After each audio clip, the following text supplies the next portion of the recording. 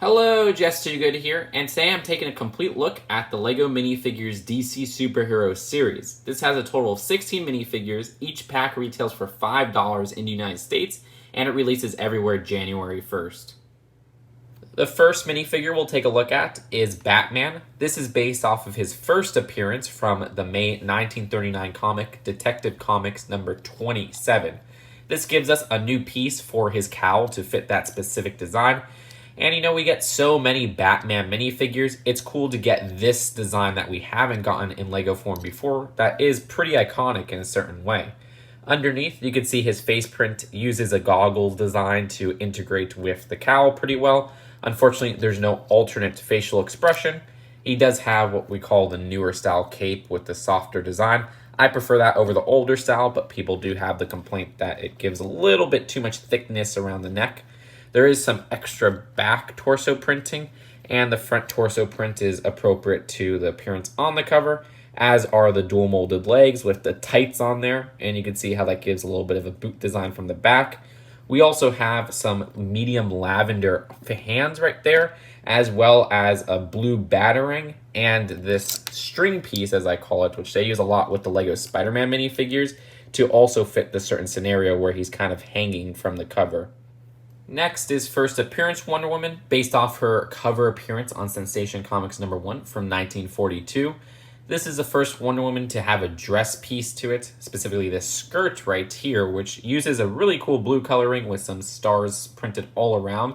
I really like that design in particular, as well as the bracelets, which is something you don't see with LEGO Wonder Woman minifigures.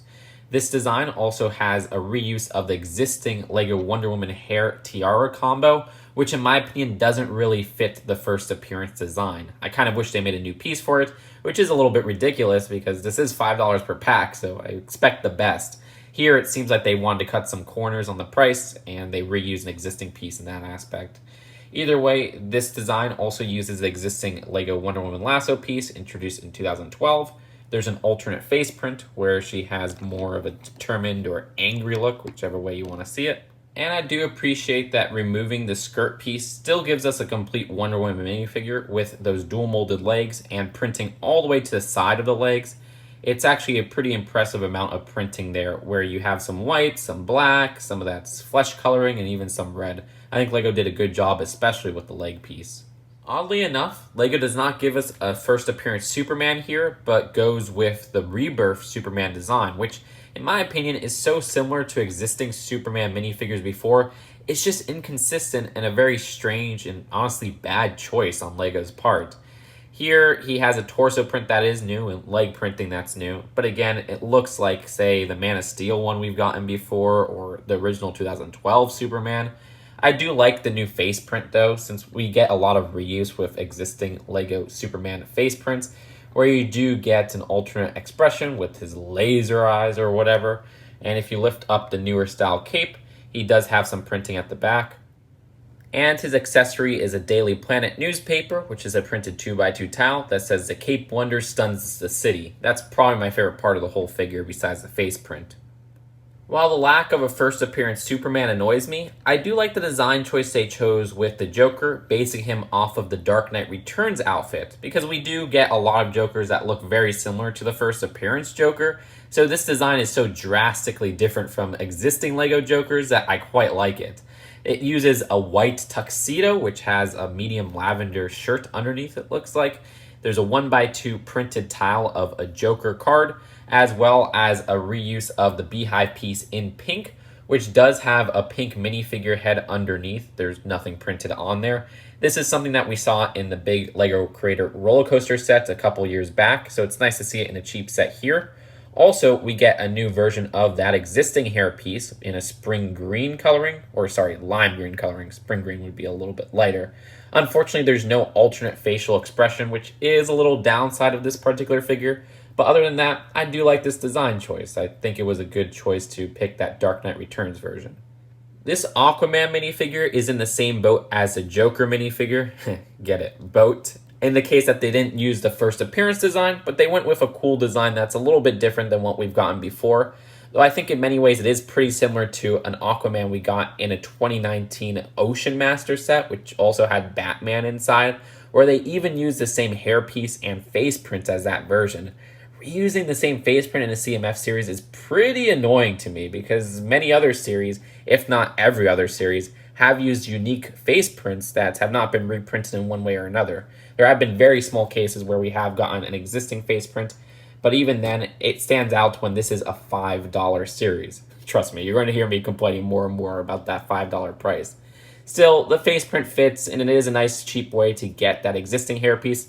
Not that that coloring was hard to get because that was a $20 Ocean Master set. This is a $5 series. And in the front, I do like the printing on the torso. I think that actually looks really cool with the abs showing. To the left, I like the printing on the metal arm. I like that we get a spring green version of the fish piece, which is new in that color. I like this new piece that they make for his right hand. And his leg printing has some nice side leg printing, which oddly enough is actually a dual molded leg piece. I wasn't expecting that, but I guess that kind of makes sense since they have some really particular green coloring at the top. The Cyborg minifigure is also based on his first cover appearance, much like Wonder Woman, but unlike Wonder Woman, they do give him a more accurate top head attachment. This time, it actually integrates an existing hairpiece to the left, which I like that. I like when LEGO keeps up that continuity. And to the right, you have this whole cyborg design. This is actually a really interesting piece that just goes over the head. It is dual molded. Once removed, you get a look at his face printing underneath. Very impressive with how they have printing all the way to the side of the head here. Other than that, though, this purple chain here is directly from that cover. So it's nice to see the short chain link piece in that color. If you remove that, you get a better look at his leg printing, which is really impressive, especially at the side. I think in particular, this series has some great side leg and arm printing. Those are dual molded arms, but it isn't a dual molded leg.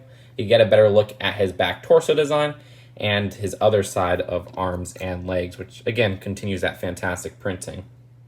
The next minifigure is Jay Garrick Flash. This is a character I saw bootleg to death before this official figure came out. So this was a figure definitely in demand. This design does use a new hat piece, which has some really impressive molding to it, where you have this base kind of gunmetal gray design, and then a top, I guess, pearl gold design would be the best way to put it. You can see how that's made really underneath there. The face printing is new as well, which has a pretty cool expression. I do like the torso printing, and more specifically the leg printing, which it's really rare, unfortunately, to get a LEGO Flash figure with dual molded legs. And here, not only do you get the dual molding, but some fantastic side leg printing, and even some great printing at the front. My one complaint would be this neck attachment here. I kind of wish they fixed this and made it with a base that's red. I think we could get to that point now, but who knows if that molding can really be done. Because what you have is really his head looks like it's floating or something. There's just that clear base at the neck. Either way, they use that piece to attach these two lightning bolts to make it look like he's running at the speed of light, or whatever the Flash runs at. Ash and Flash, don't kill me in the comments. And with the neck attachment removed, the back of the torso has some great printing to it, and I do say the front of the minifigure looks a lot better because his head isn't floating from his torso. The Green Lantern minifigure of this series is Simon Boss, and this is pretty good because we've gotten different Green Lanterns before, whether it be Jessica Cruz, Hal Jordan, or John Stewart, and this is one that we haven't gotten, so we could add it to the Green Lantern collection. I do especially like the Green Lantern piece, which is a new piece that appears in two different minifigures of this series, both in different colors, and this does have a stud at the front and the back, and a handle connection at the top. Also, we get a Green Lantern ring, which is a nice printed 1x1 circular tile. That looks fantastic. Other than that, the printing on the figure is really cool, where they do use dual molded arms and legs, and even some back torso printing and back facial printing to go with the whole outfit. All of it is really detailed, and this is definitely one of my favorites of the series. We also have Sinestro in this series, who comes with a recolor of that new lantern piece in yellow, also a new 1x1 print of the yellow ring. Other than that, this design is based off first appearance Sinestro, which actually looks pretty cool, though I will say the hairpiece is pretty inaccurate. This is a problem that the other Sinestro minifigure had when it was released in, 2015, I think it was, where they have a perfect hairpiece that they could use, and it's the Elf Series 3 minifigure hairpiece, but they just use this widow's peak hair. Heck, for this particular first appearance version, maybe something like the Peter Venkman hair, which is seen on the Joker minifigure in this series, would have worked better. This widow's peak just does not work. Regardless, I like the blue and black color scheme, and that he has some side arm printing as well as some side leg printing on dual molded legs, and his alternate facial expression has his eyes lit up with yellow. I guess he's using the power of the yellow lantern. The Cheetah minifigure has her first appearance look and just a fantastic printing of all these spots throughout the figure, whether it be the side arms, the side legs, the tail, which is a tail piece that attaches at the hips. Also, her top headgear piece is new. I can see a lot of people reusing that or recoloring that to fit different scenarios. And this money bag piece right here uses a trash bag piece or money sack piece that existed in Lego City. But this is the first time that we're getting it with the money bag printing on it in green. That's going to be super useful outside of the DC Superhero setting, so that's a very cool piece inclusion. Her face printing does have an alternate expression, which if you remove her new headgear piece, you could see a more confident look at the back. My favorite minifigure of the series is Bat-Mite. This is a character I've wanted for a very long time in physical minifigure form, and he has appeared in many of the LEGO Batman video games, but never as an actual figure in sets. Here, though, he uses a new cowl piece at the top, which does have the left bent ear part, and if you look underneath, his face printing actually lines up pretty perfectly with the cowl, unfortunately not giving us a different or alternate facial expression at the back. He uses a newer Sal cape in a short version, which is getting a little bit crinkled right there. If you lift it up, you can see his back torso printing and how he has short legs that are dual molded. Also, he has a printing of a 2x3 tile with the first appearance Batman comic on there. Isn't that pretty meta? Other than that, though, there's also a printed torso design which fits the character very well. I just love everything about this figure.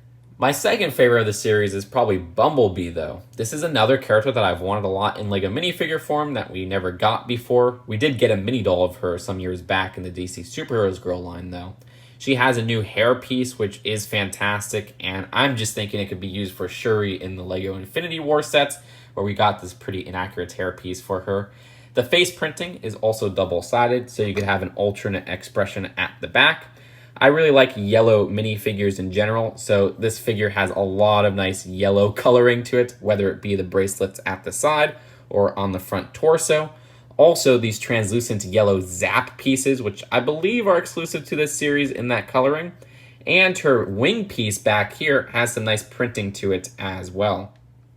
And removing the wings gives us a better look at the back of the torso, which has some nice printing to it too.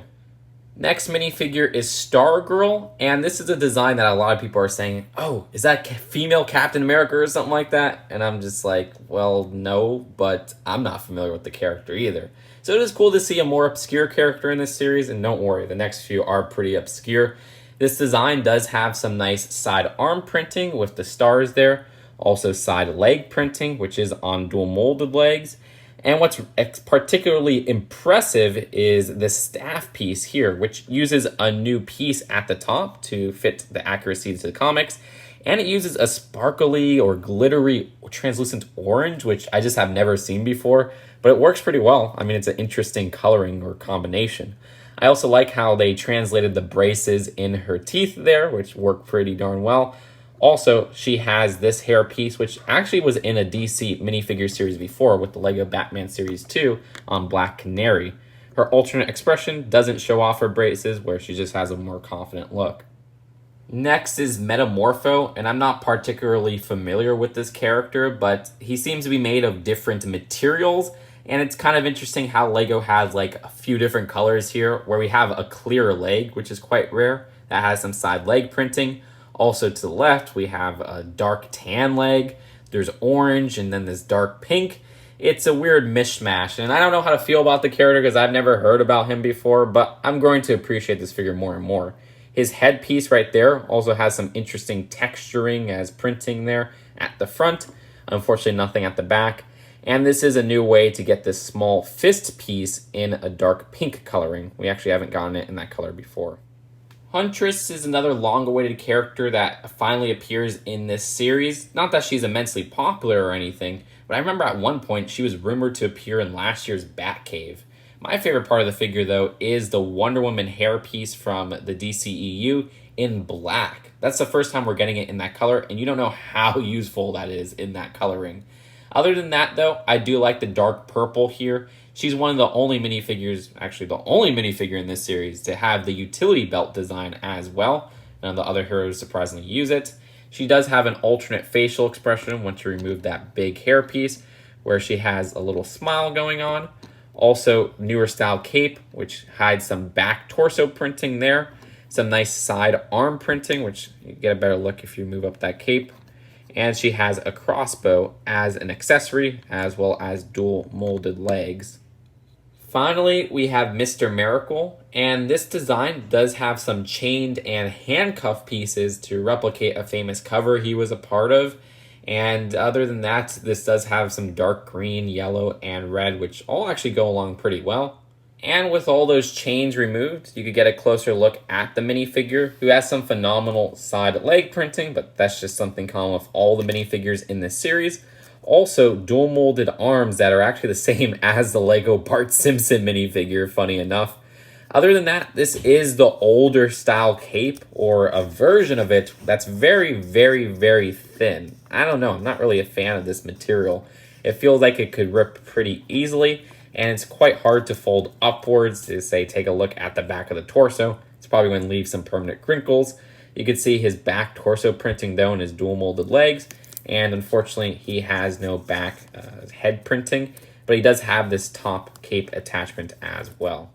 One thing to note with this series is that each minifigure comes on a black stand, and they come with a 1x2 jumper piece, and then this piece that attaches to the 1x2 jumper that's an action pose piece. It's kind of an interesting idea, and you could see different ways to pose the figures. Whether you attach it to the side of the leg where they're making a big dash, at the bottom of the foot where they're making a big leap, or you could just go crazy and make some very strange poses. It will always hold up the minifigure, which I really appreciate. I think it's a fantastic idea. But that's it for the minifigures of this series. Let's take a look at the packaging and then the final verdict. The box for this set is, well, the same box you'd expect for a 60-pack container of any of these LEGO minifigure series, where they do have different designs at the side. I do like how this takes a little bit more of a comic inspiration there with what seems to be panels for each of those figures. And the packets are the same size as the ones introduced with the LEGO Movie 2 series back in January 2019. And the instructions have a similar style to the box with the panel designs for each of the characters. So when I first heard rumors of a DC Superheroes minifigure series, I wasn't on board, but I have to say this is actually a pretty good series for what's included. A lot of the minifigures have a useful piece here or there, or some fantastic printing, but compared to previous series, there's not too much of a step up in quality. The only reason I would expect such is because this is the first series in the United States to be worth $5 a pack. In my opinion, I don't think LEGO minifigure series should be worth that much. With the level of detailing here and some shortcomings, it does feel like this is just a way for LEGO to increase the price of LEGO minifigure series in general to get that extra buck, but it doesn't feel worth it, and I hope LEGO does go back on that in the future. Because of that price increase, I have to be harsh with these minifigures, and honestly, not too many of them stand out as absolutely incredible. My favorites are Bat-Mite and Bumblebee, and as a whole, I don't know, I'd rate this series like a B. I wish it wasn't $5 a pack, seriously. But that's just my 2 cents. Let me know what you think in the comments below, and I'll see you guys later. Peace out. Bye.